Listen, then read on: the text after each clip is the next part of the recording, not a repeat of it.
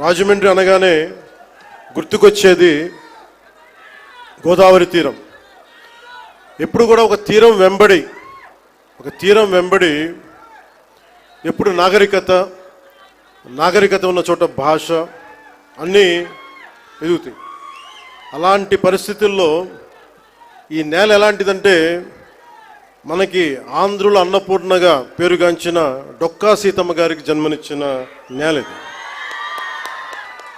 కవి మహాభారతాన్ని మనకి తెలుగులో అందించిన మన ఆదికవి నన్నయ్య గారికి జన్మనిచ్చిన నేల. అలాగే ఎంతోమంది కళాకారులకి సామాజికవేత్తలకి జన్మనిచ్చింది. మనకిష్టమైన బాపు రమణంలో ఒకరైన ముళ్ళపూడి వెంకటరమణ గారికి అందించిన ఈ గోదావరి నేల. ఇది చాలా సంవత్సరాల నుంచి, చాలా దశాబ్దాల నుంచి ఉన్న కోరిక. ఈ మన హ్యావ్లాక్ బ్రిడ్జ్ ఒక చాలా పురాతనమైంది. దీనిని వాడకుండా వదిలేసాం. దీన్ని ఎలా చేయాలి అనేది చాలామంది ప్రజల ఆకాంక్ష, గోదావరి జిల్లా ప్రజల ఆకాంక్ష. మనం అడిగిన వెంటనే దీన్ని ఒక టూరిజం కింద ఒక మంచి ప్రాజెక్ట్ చేయాలంటే ఈ రోజున ఇది ఒక్క ప్రాజెక్టే కాదు, దాదాపు 430 కోట్ల రూపాయలు పెట్టి 7 ప్రాజెక్టులను ఈ రోజున ఆంధ్రప్రదేశ్ మొత్తం మీద పనులు ప్రారంభిస్తున్నాం. ఈ రోజున దాటి మీద కొన్ని ఏమో ఇవి ప్రణాళికలు సిద్ధం కావడం, కొన్ని ఏమో పనులు పూర్తి అవ్వడం, ఇలా చేస్తూ ఉన్నాం. దాంట్లో ముఖ్యమైనది ఈరోజు మనకి అఖండ గోదావరి ప్రాజెక్ట్. ఈ అఖండ గోదావరి ప్రాజెక్టులో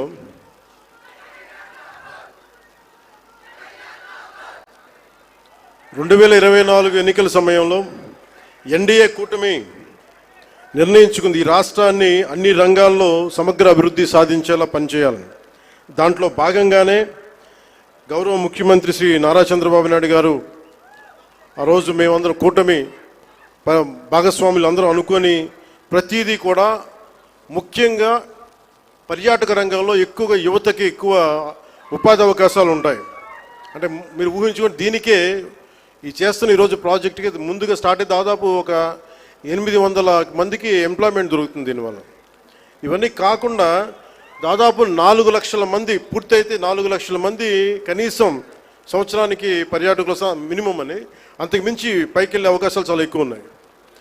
దీనికి గౌరవ ప్రధానమంత్రి గారు నరేంద్ర మోదీ గారు ప్రత్యేకించి ఇందాక సోదరి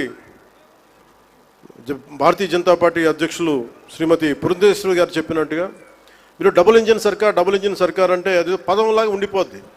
మీకు తెలుసు కదా, మీరు బైకుల్లో, నేను ఎప్పుడు గోదావరి జిల్లాలో తిరుగుతుంటే మీ బైకుల సౌండ్ నాకు తెలుసు కదా, ఎలా ఉంటాయి, దారుణంగా ఉంటాయి బైక్ సౌండ్, చెవులు చిల్లులు పడేలా ఉంటాయి. ఎందుకని మీరు కోరుకుంటారు సీసీ ఎక్కువ ఉండాలి, పవర్ ఎక్కువ ఉండాలి ఇంజన్లో అని. పవర్ ఎంత ఎక్కువ ఉంటే ఇంజన్ అంత ముందుకెళ్తుంది. అలాగే డబుల్ ఇంజిన్ సర్కార్ అంటే ఇక్కడ మనం శక్తివంతమైన మనకి ప్రభుత్వం ఉన్నప్పటికీ కూడా కేంద్రంలో కూడా అంతే, దానికి 100 ఇంతులు మించిన శక్తివంతమైన నాయకులు, శక్తివంతమైన ప్రభుత్వం ఉంటే మనకి ప్రాజెక్టులు చాలా అవలీలుగా అవుతాయి, వెంటనే చాలా తొందరగా పూర్తి చేయొచ్చు. అందుకనే దీన్ని మనం డబుల్ ఇంజిన్ సర్కార్ అంటే ఆ పదం మీకు అర్థం కావడానికి చెప్తున్నాను. మీ బైకులు గుర్తుపెట్టుకోండి, వేగంతో ఎంత ముందుకు వెళ్తాం, కాకపోతే ఆ వేగం మనకి గమ్యానికి చేర్చేలా ఉండాలి. అందుకని అలాంటి చాలా ప్రత్యేకమైన గైడ్లైన్స్ తోటి ముఖ్యంగా ఈరోజు మనకి విచ్చేసిన మన కేంద్ర టూరిజం శాఖ మార్చులు గజేంద్ర సింగ్ షెకావత్ గారు ఈ రోజున మన స్టేట్కి మద్దతు ఇవ్వటం ఈరోజు మొదటిసారి కాదు. ఈ రోజున మనకి విశాఖ స్టీల్ ప్లాంట్ కూడా మనకి ఈ రోజున దాన్ని ప్రైవేటీకరణ కాకుండా కాపాడగలిగామంటే దానికి ముందస్తుగా బీజాలు చేసింది గజేంద్ర సింగ్ షెకావత్ గారు జలశక్తి మినిస్టర్గా ఉన్నప్పుడు. పోలవరం ప్రాజెక్ట్ని, sir I been telling you that how much you have understood Polavaram projects.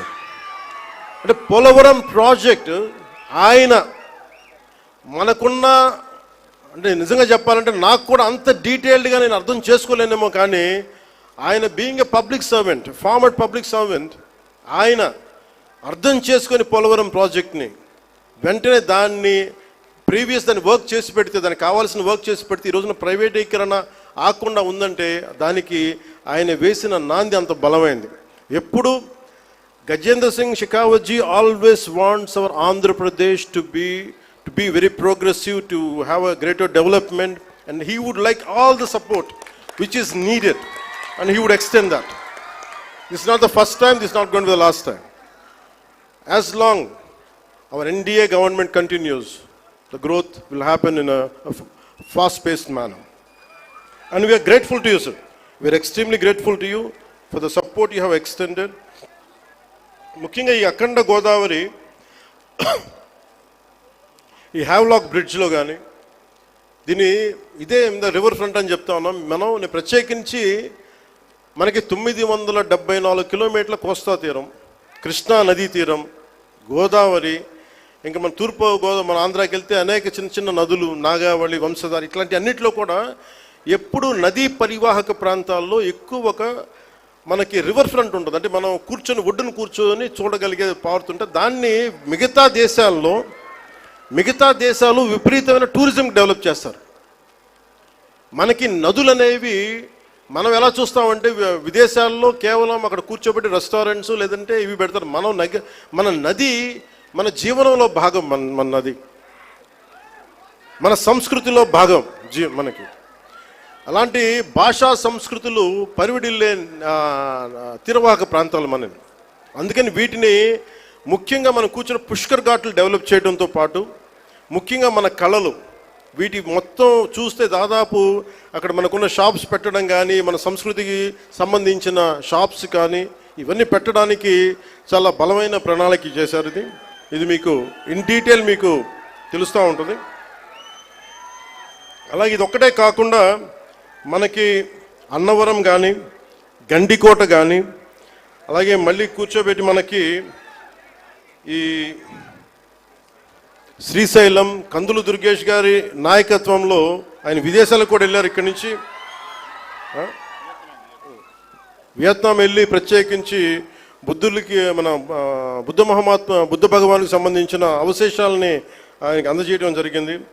ఇలాంటి వాటన్నిటికీ అంటే మన టార్గెట్ ఏంటంటే ఆయన ఆధ్వర్యంలో ఈ 4 ఏళ్ల కాలంలో కేంద్ర రాష్ట్ర ప్రభుత్వాల ఉమ్మడి సహకారంతో 2035 నాటికి 35 లక్షల పర్యాటకులను అఖండ గోదావరి ప్రాజెక్టు ఆకర్షించేలాగా, అలాగే రాష్ట్ర వ్యాప్తంగా ఉన్న పర్యాటక కేంద్రాలకు పునర్జీవం పోసేలాగా గౌరవ ప్రధానమంత్రి శ్రీ నరేంద్ర మోదీ గారి సహకారం, గౌరవ ముఖ్యమంత్రి శ్రీ నారా చంద్రబాబు గారి నాయకత్వం, అలాగే పర్యాటక రంగాన్ని అద్భుతంగా తీర్చిదిద్దాలి అన్న ఆలోచనతో ఉన్న మన నేలబిడ్డ కందుల దుర్గేష్ గారు వారి సారథ్యంలో రాష్ట్ర పర్యాటక రంగం ముందుకు పోతుందని తెలియజేస్తూ, అలాగే మన రాజమండ్రి ఎంపీగా మన భారతీయ జనతా పార్టీ అధ్యక్షులు సోదరీమణులు మనకి ఆవిడ సహకారం ఇవ్వకపోతే, ఆవిడ దీన్ని ముందుండి తీసుకెళ్ళకపోతే మటుకు దీన్ని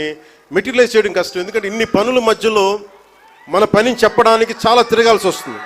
ఇవన్నీ చెప్పినందుకు వారికి ప్రత్యేకించి ధన్యవాదాలు తెలుపుకుంటా ఉన్నాను. అలాగే ఈ ప్రాజెక్ట్ని ముందుకు తీసుకెళ్ళడానికి వచ్చిన ప్రతి ప్రభుత్వ అధికార యంత్రాంగం అందరికీ, అలాగే పోలీసు యంత్రాంగం అందరికీ మనస్ఫూర్తిగా నా ధన్యవాదాలు తెలుపుకుంటూ, ముఖ్యంగా గజేంద్ర సింగ్ మన టూరిజం శాఖ అమాత్యులు గజేంద్ర సింగ్ షెకావత్ గారు మనకి ఎలాంటి నేల నుంచి వచ్చారంటే the land of valour, the land of heroism, the land of వీరత, అంటే వీరులు పుట్టిన నేల నుంచి వచ్చారు. రాజస్థాన్ ఒక రాణా ప్రతాప్, ఒక దుర్గాదాస్ రాథోడ్, వీళ్ళు పుట్టిన నేల నుంచి గజేంద్ర సింగ్ షెకావత్ గారు వచ్చారు. అందుకే ఆ పౌరుషం ఉన్న నేల, ఆంధ్రుల పౌరుషం ఉన్న నేలని స్వభావాన్ని అర్థం చేసుకోగలరు.